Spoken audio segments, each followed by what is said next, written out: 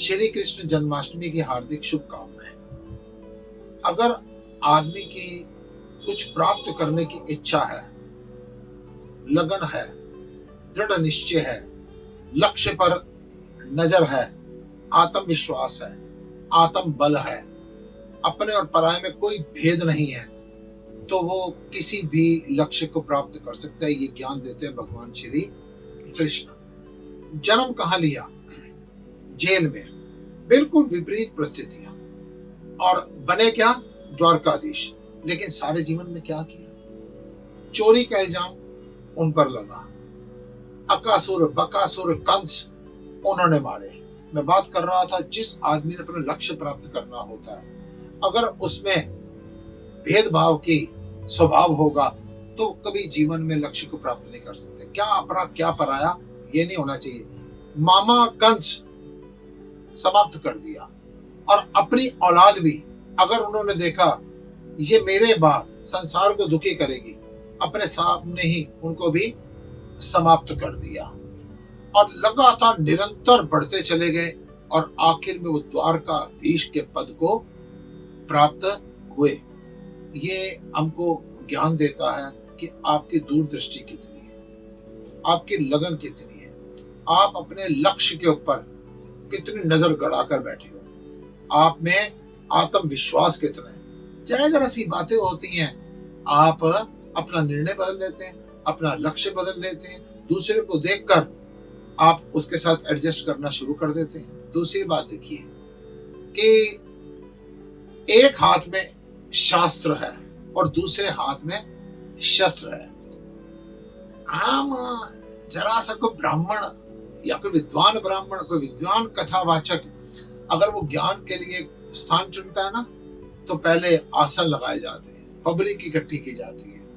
जबकि भगवान श्री कृष्ण ने कहा, ज्ञान दिया उन्होंने कि विपरीत परिस्थितियों में ज्ञान देना उचित है।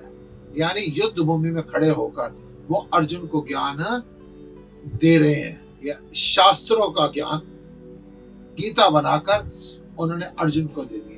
और दूसरी तरफ जहां जहां पर शस्त्र चलाना पड़ा, उन्होंने वो भी बता दिया किस समय पर क्या नीति है और क्या अनीति है। बातें करते हो कि झूठ नहीं बोलना, अरे जहां जहां अपना स्वार्थ होता है वहां पर तुम जज बन जाते हो, और जहां दूसरे का कोई काम होता है वहां तुम वकील बनकर खड़े हो जाते हो। यानी भगवान श्री कृष्ण ने क्या किया कि जिस समय पर धर्म के लिए उनको झूठ भी बोलना पड़ा या बुलवाना पड़ा, वो पीछे नहीं हटे। समय, स्थान और परिस्थितियों पर ध्यान रखो। भगवान श्री कृष्ण वो ड्राइवर बन गए। आपको शर्म आती है, यानी अर्जुन का रथ चलाना शुरू कर दिया। भगवान श्री कृष्ण समझौते के लिए वो अताताइयों के पास भी पहुंच गए। यानी बाद में कोई ये ना कह दे कि बिना वजह युद्ध करवाया, और वो अताताई उसको ग्वाला समझते रहे। अगर आपको कोई ठीक प्रकार से आकलन आपका नहीं कर पाता ना, तो इसमें कमी आपकी नहीं है, आकलन करने वाले की है, जोहरी की है कि उसको हीरे की पहचान नहीं है, और फिर युद्ध करवाया। भगवान श्री कृष्ण, उनको किसी से मोह नहीं है, वो मोहन है। यानी सबसे पहले माँ बाप को छोड़ा। कहा जाता है राधा से बड़ा प्यार था, राधा को छोड़ दिया। कहा जाता है बंसुरी के बिना तो रहते नहीं थे, बंसुरी को छोड़ दिया। कहा जाता है गोपाला, वो तो गौओं के प्रेमी थे, गौओं को भी छोड़कर। कहा जाता है चलो वृंदावन चले, वहां श्री कृष्ण का वास है, उन्होंने वृंदावन को भी छोड़कर वापस नहीं देखा। और जो आदमी इतना युद्ध करने के बाद किसी राजपाट को जीतता है तो उसको कहाँ छोड़ेगा? उन्होंने मथुरा को भी छोड़ दिया और खुद द्वारका का निर्माण किया, और देखा कि यहाँ कुछ नहीं है, आखिर में अपनी द्वारका को भी डुबो दिया।